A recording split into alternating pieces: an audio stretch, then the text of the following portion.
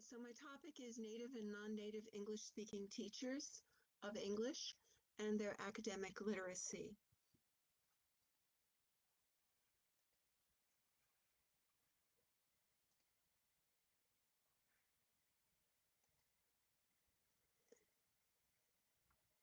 This research investigated the academic writing of several TESOL postgraduate students in New York.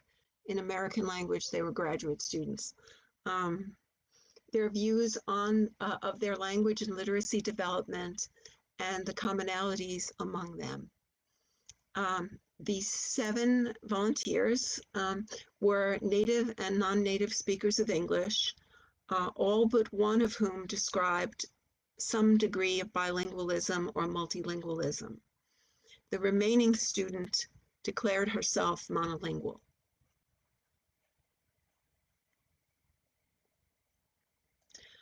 All of the participants were female.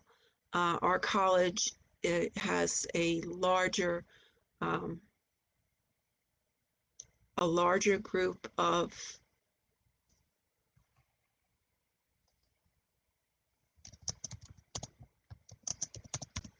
a larger number of female students, and the TESOL program in particular is largely female.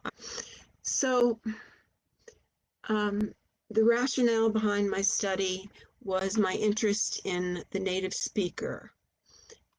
So I think some of you may know this famous quote from Thomas Pike Day, "The native speaker is dead." And I'd like to, I wanted to explore that in my research. What is a native speaker? One of the reasons I became interested in it, although I am myself a native speaker of English, is I'm a foreign language teacher, and my third language, the language I have usually taught, is Russian. And I did run into bias against non-native speakers of Russian who were seeking employment as a Russian teacher.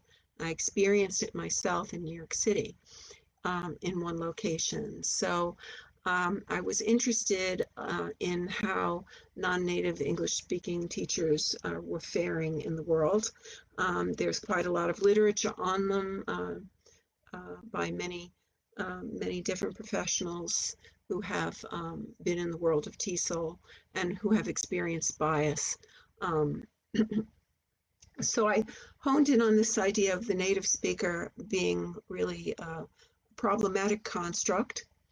And I was looking at what Halliday said in his interview, which was that the distinction between native and non-native speakers is really a difficult concept to pin down, and that one has to look at them as a cline, ranging in terms of the individual speaker, from the completely monolingual person at one end, who never uses anything but his own native language, or L1, through bilingual speakers who make use of varying degrees of a second language, or L2, to the end point where a speaker has complete mastery of 2 languages and makes use of both of them in all uses to which he puts either of them.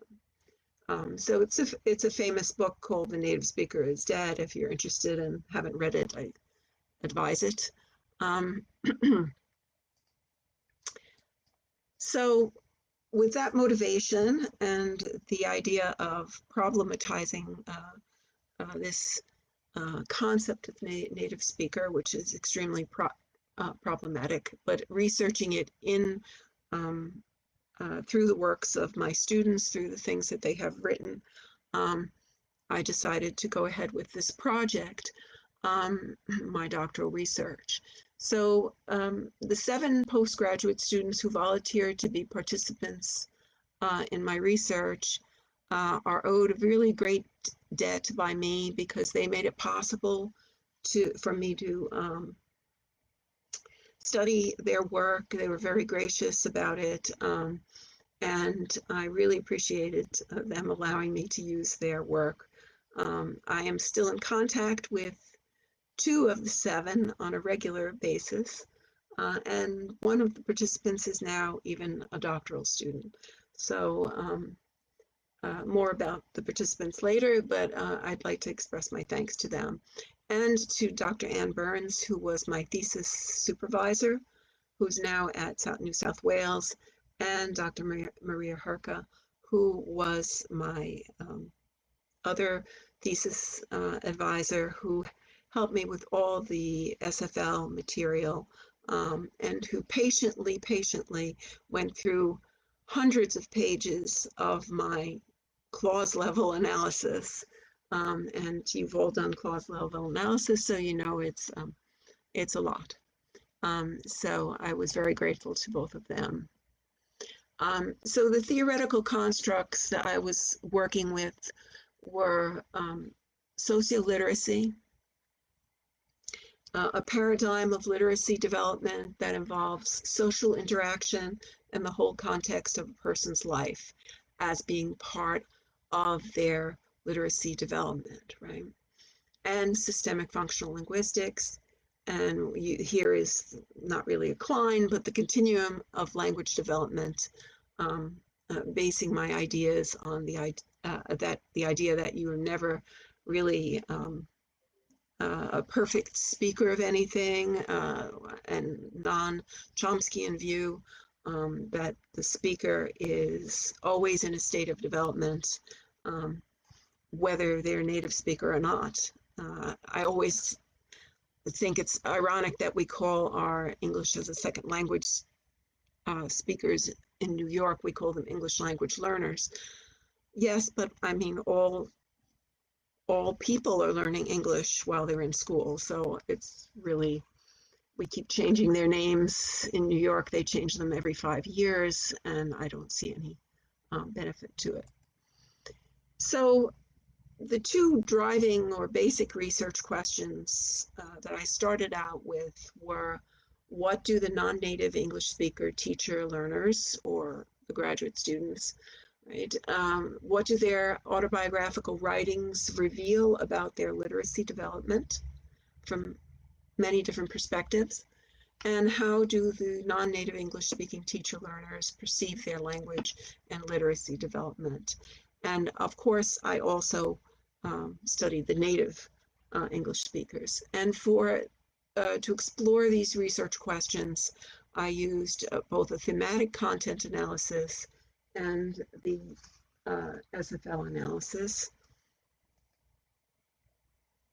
And another major question was, what grammatical features are evident in the autobiographical writing of the native English speakers and non-native English speaking student teachers or teacher learners?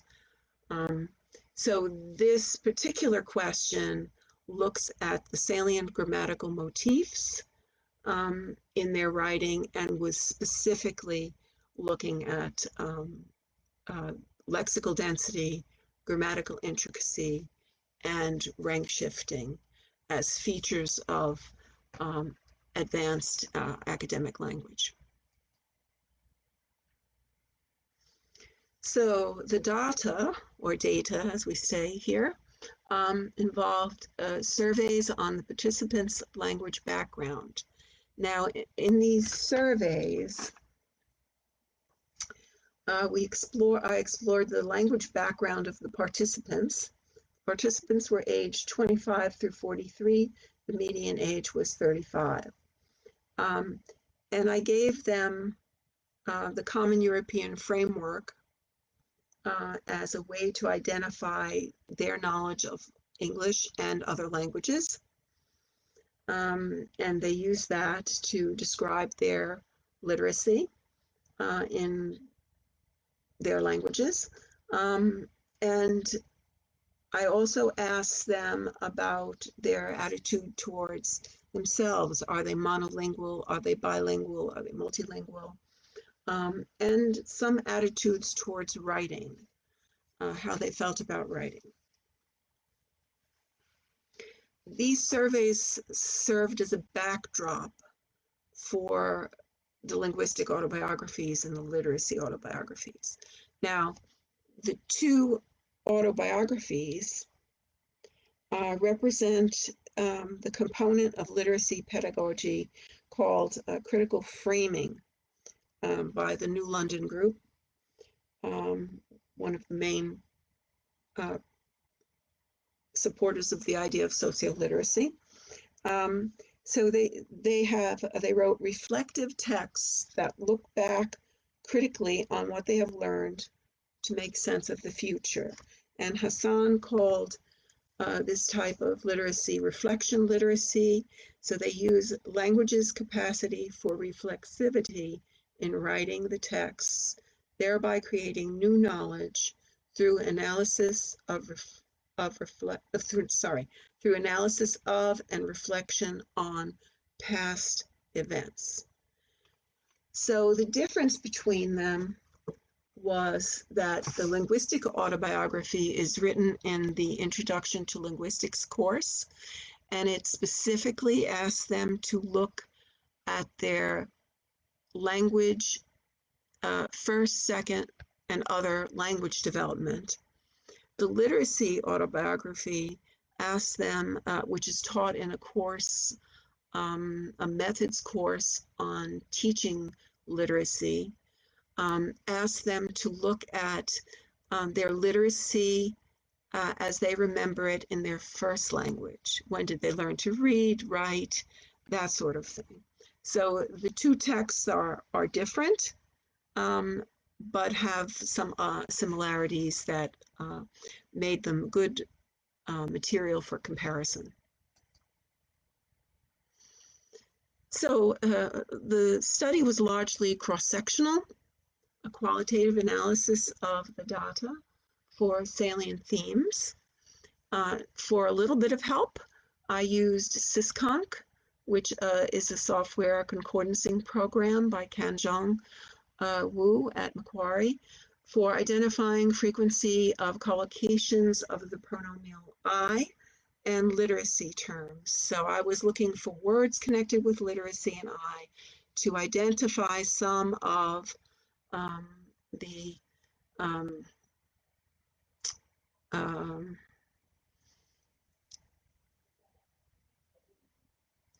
to identify some of the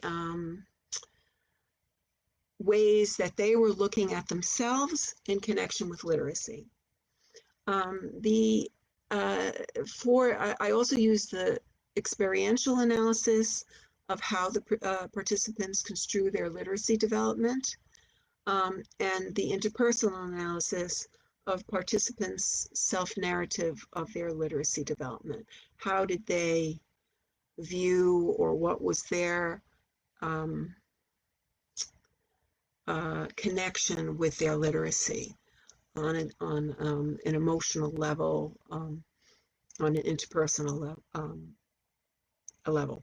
So in this specific SFL part, I also took a look at critical indicators of advanced writing in the two pieces of writing, between whichever they wrote first, which was usually the literacy autobiography, first language biography, and whichever they wrote second. There was a lapse of time between those two papers. So I took a look at that to see if their writing was improving, was it becoming more complex, and so forth. And I will tell you shortly what I found about that. So there were 6 major findings. The first 5 emanate from the combined thematic content analysis and the SFL analysis. The last is derived from the SFL analysis alone. Finding number 1. So the native and non-native speakers view their second language proficiency differently. The non-native English speakers regarded themselves as bilingual, all of them, as a group. The native English speakers regarded their second language proficiency as low, despite many years of study or contact in the home. Even if they were translating for their parents, they still regarded their proficiency in their second language as low. So Grosjean, Cook, and others, of course, have challenged this type of view of language learning and the reality of language use around the world. What it probably comes from is that Americans in general, I don't know about people everywhere, seem to think that bilingualism is a balanced thing. If we speak English and we speak Russian, we must speak them to the same degree of fluency in order to call ourselves bilingual, which, as you know, is not really the concept that most of the world uses.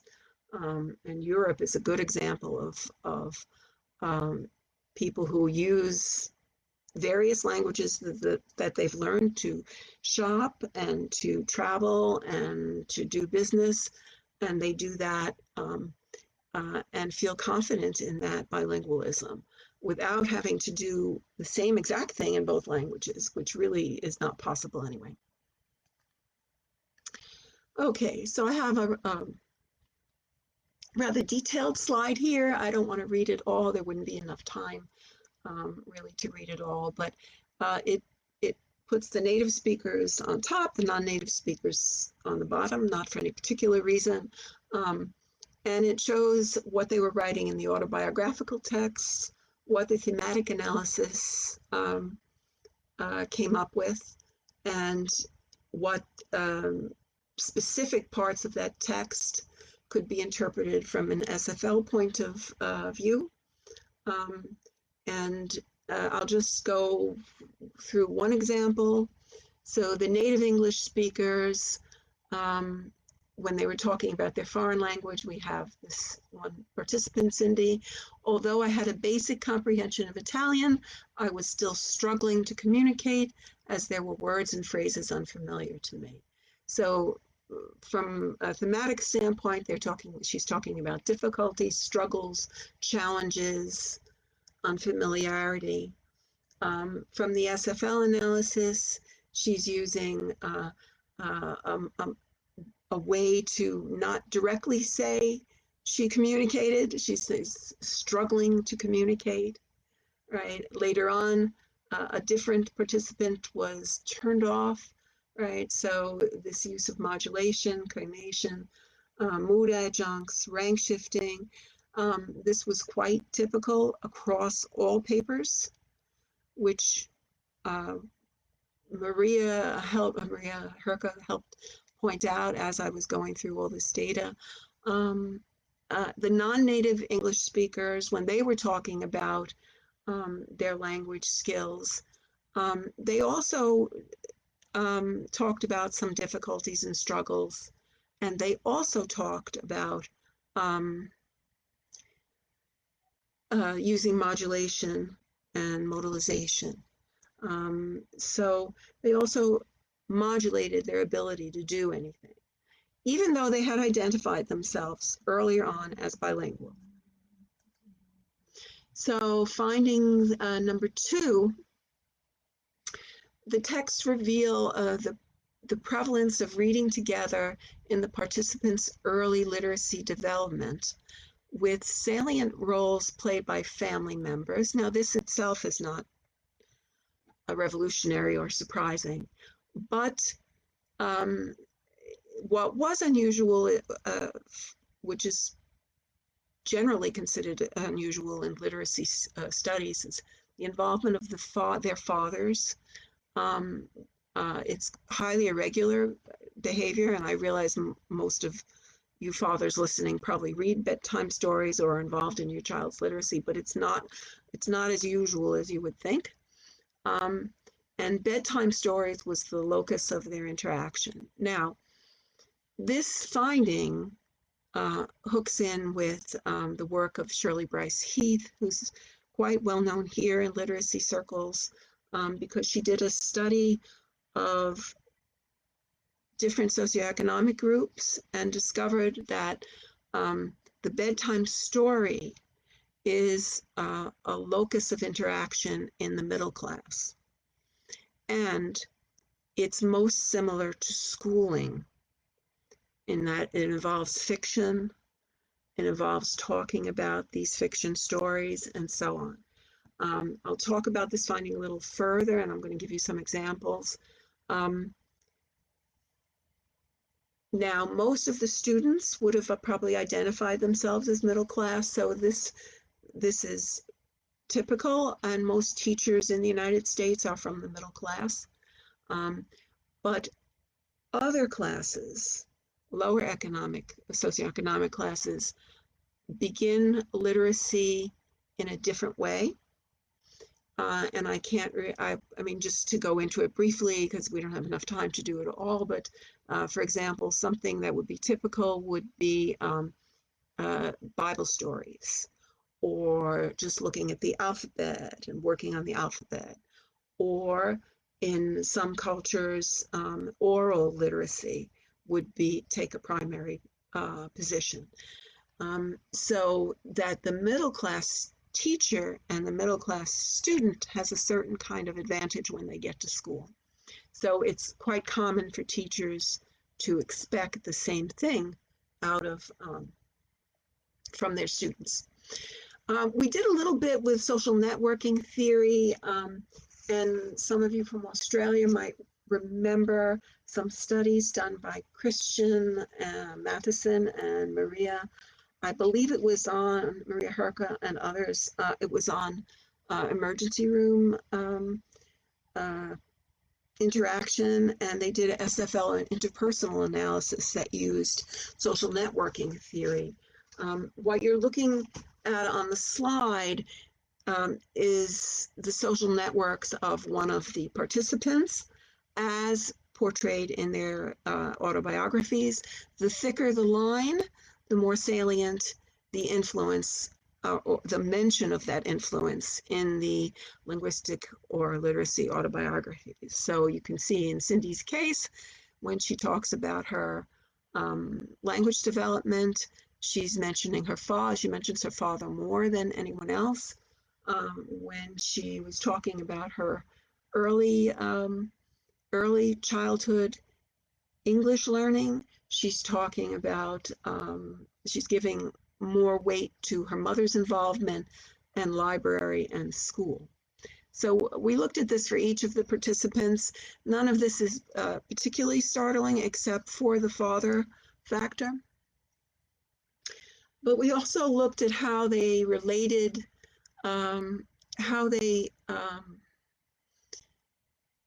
related their interactions. And it was one of the rare moments in their autobiographies that they used direct quotes, direct speech. So you can see for Cindy, she quotes her father, or sorry, in this case, her mother, ready for story time. In the case of Lily, she also says, always have a book with you. You never know when you might have some free time to read. So that was a quote from her father. So this is fairly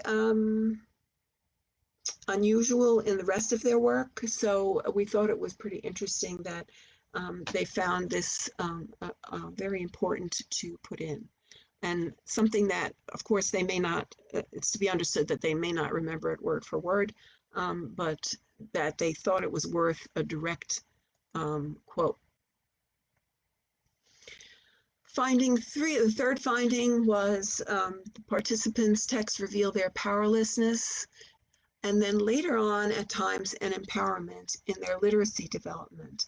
Especially early on, they seem to talk in a way that they feel they have no power over or control over their development, and later on, they take more control as they mature. So we looked at it from the point of view of ontogenesis, the language development of an individual. And it was here in this area that we realized there was a semantic syndrome, as Halliday would call it, of effacement and reticence in presenting their own learning. And you saw it a little bit earlier when they were talking about struggles with learning. So they start off, they often use passive voice. It was a higher frequency of passive voice than is the general skewed. Polarity, modalization, rank shifting, peripherizing their experience by putting it into a circumstantial element, usually a prepositional phrase, enhancing a process through modulation. And this was across all participants. So this is a rather busy slide. I just want to look at the top. When I came to America as a young teenager, I was obligated to read English learning books, English learning books and picture books. So she had here was obligated, and there were some other passive voice used by other participants. Jasmine is the Chinese speaker. Further down, she became an English lover through cartoon shows and TV shows such as Full House. So here we have, it's instead of saying I loved English or I loved learning English through cartoon shows.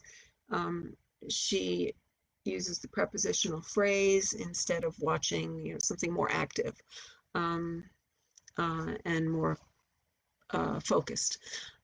So you can see that they used both.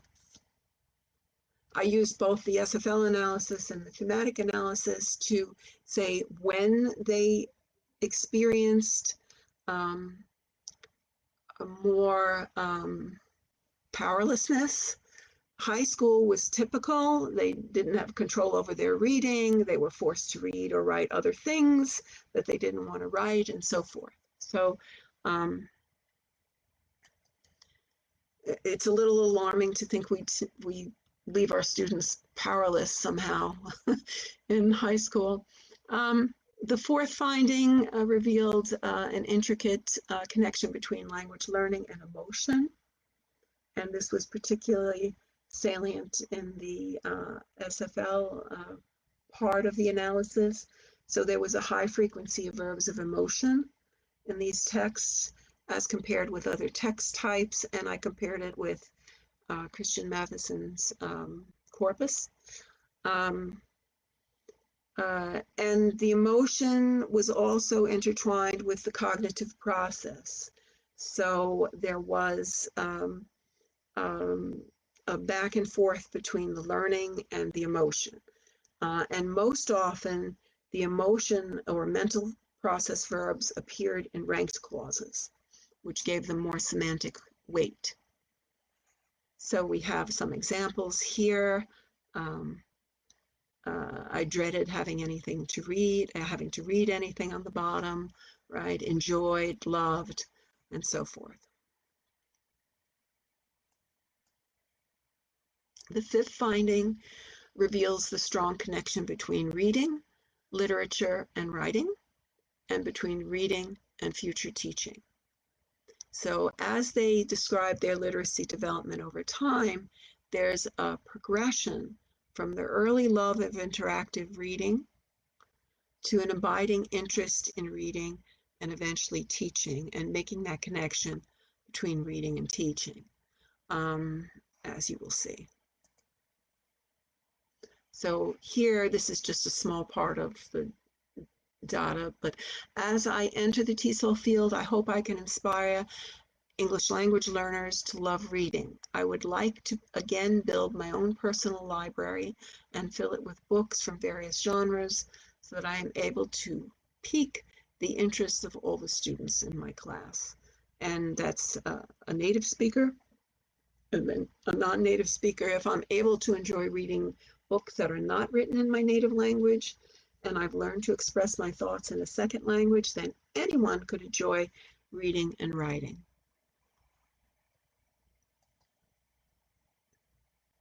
The sixth finding. Now, this is the one based entirely on the SFL analysis. This relates to the comparison of the lexicogrammatical characteristics of the participants' texts cross-sectionally and longitudinally. First of all, I looked at the transitivity profile of the corpus. And it revealed a couple of things. They used material clauses to record their experience of events related to their literacy development, and then a combination of the mental and relational clauses. I mentioned this in an earlier finding. It does give their texts certain generic features, or these are part of the generic features that their texts had. Another part of this was looking at the grammatical complexity and lexical density between the native speakers and the non-native speakers. The results, so they averaged about 2 ranking clauses per clause complex, give or take a fraction. The results do not support the premise that the writing of non-native English speakers has greater grammatical intricacy than that of bilingual native English speakers. Taken on, I guess you would have to say, taken on the same level of education. They were all in graduate school. There was really no significant difference. For lexical density, the non-native, which is the average number of lexemes per clause, there were 7 lexemes per clause on average in the non-native English speaker group and 8 in the native English speaker group. If we exclude the student who identified herself as self-identified as monolingual, because she was an outlier, her scores were higher on the lexical density reading or analysis. So, there was a difference of 1 lexeme. It's not a great difference. And that was involving both of the texts. Now, rank shifting, that's where there's greater intricacy at the clause level, the use of embedded clauses, defining or relative clauses in particular. The 3 non-native English speakers placed lowest on the continuum of rank shifting and averaged at about 30%, whereas the native English speakers, excluding the self-proclaimed monolingual, average at about 37%, and with her 36. So I just excluded her from some of those.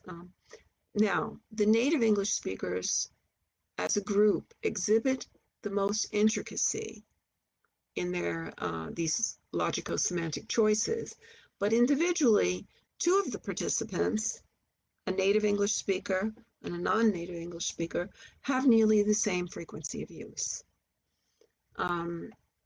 Now, rank shifting can be on certain levels, how many clauses within relative clauses within relative clauses and so forth.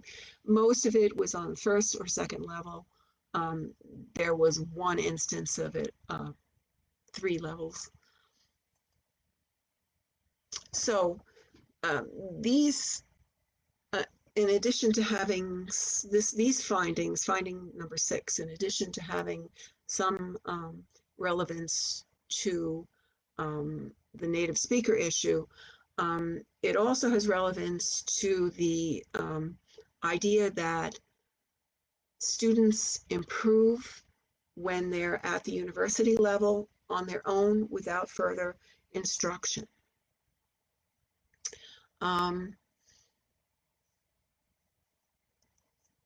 These findings challenge that, because when you view the papers longitudinally, whichever paper was written first compared to whichever paper was written second, there really was no consistent difference or improvement.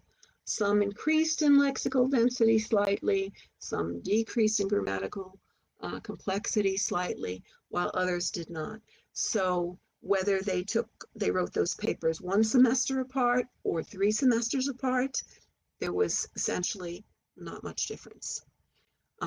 So that is relevant because we hope that students are improving as they study, but that may not be the case. They may need some more explicit help.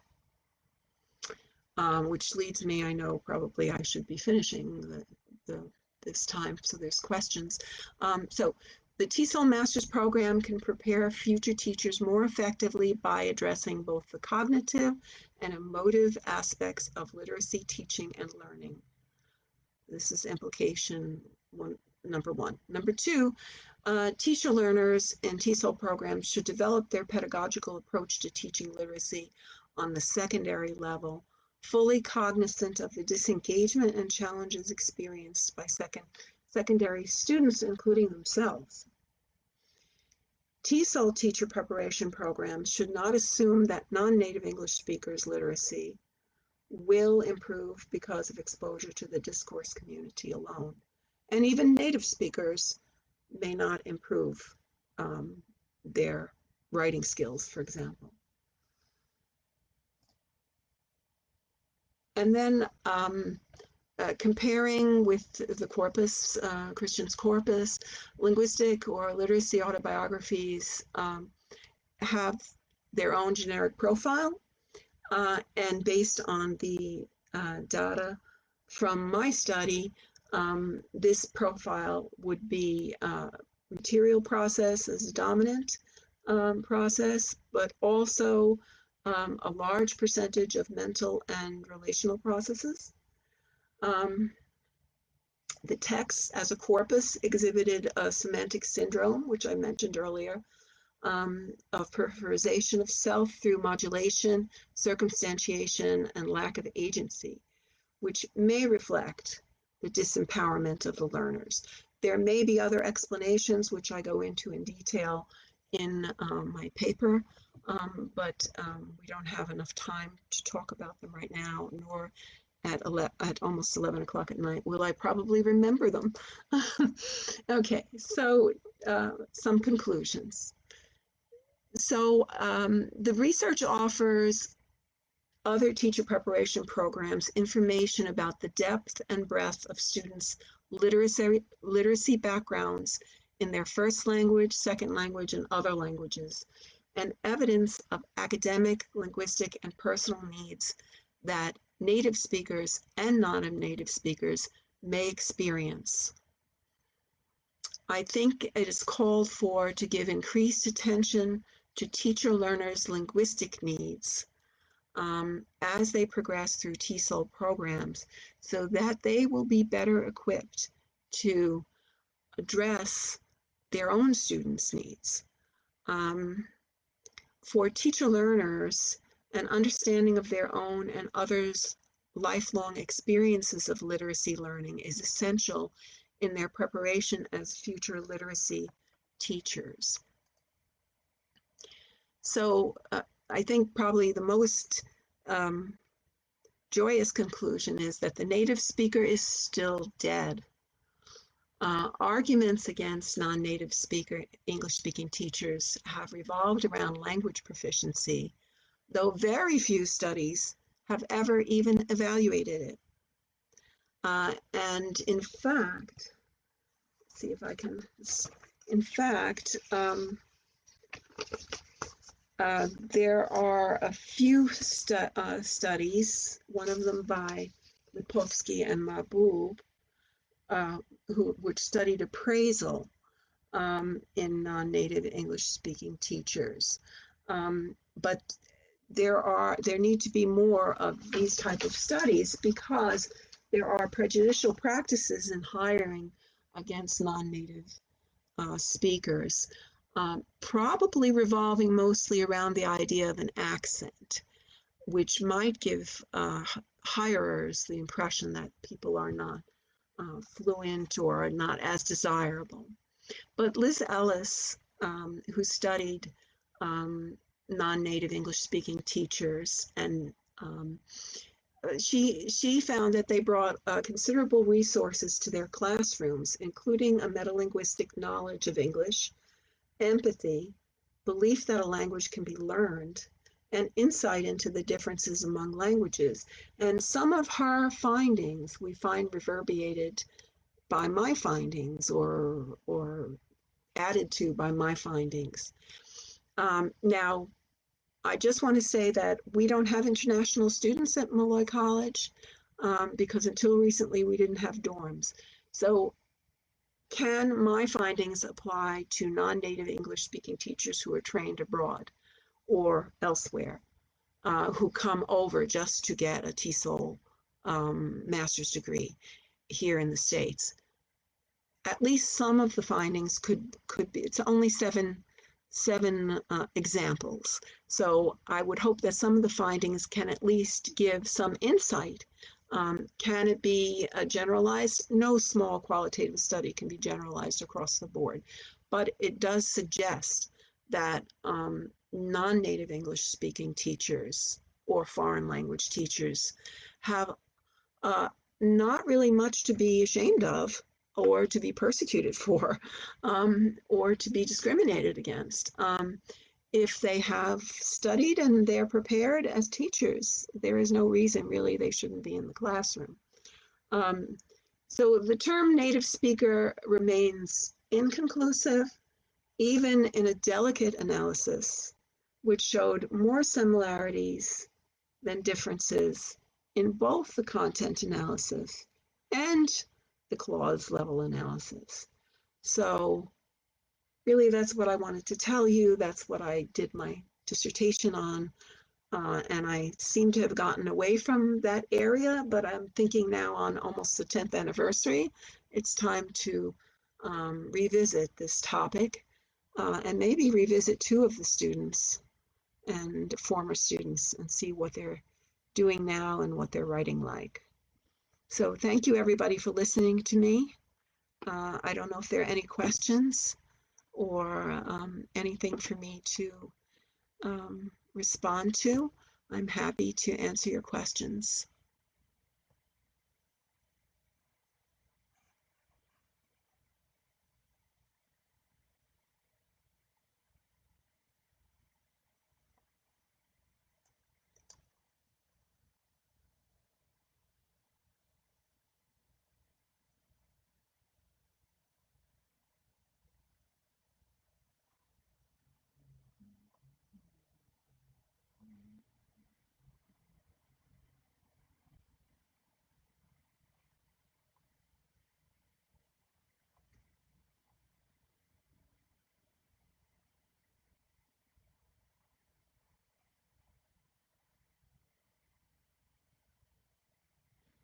Oh, and one thing I wanted to add, we started with the idea of a native speaker with the biodevelopmental definition of Bloomfield, that a native speaker is, a person is a native speaker when they speak that language first. We did not intend to, sorry, I don't know why I'm saying we, I did not intend to use that as, to prove that in any way, or I just intended to problematize that. And of course, we know that a native speaker cannot be idealized as Chomsky and others have done. In fact, Paikaday was a writer of dictionaries, and at one point he despaired that he could even get a consistent pronunciation to put in certain entry, because all the speakers he asked had a slightly different pronunciation. So even with pronunciation, really the native speaker is dead.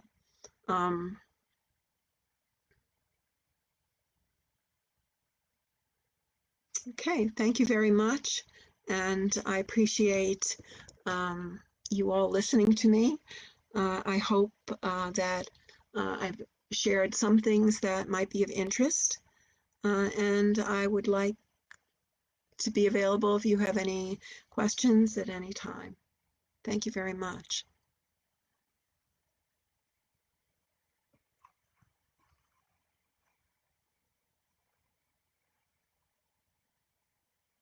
Oops.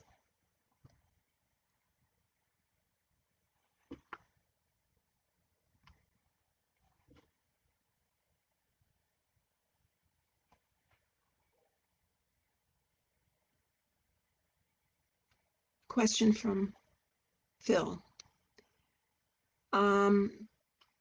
Are bilingual so I had a question. I can answer it online and then I'll go up. From Phil. Thank you. Are bilingual native English speakers of two languages only with equal proficiency? No. Some of the participants were speakers of three languages. None of them agreed that they had equal proficiency in those languages, although the non-native English speakers all viewed themselves as having, I guess, a balanced bilingual, or they considered themselves bilingual, the non-native speakers. The native English speakers didn't think they were bilingual, even if they were translating for their parents and using the other language in numerous ways, even if it was a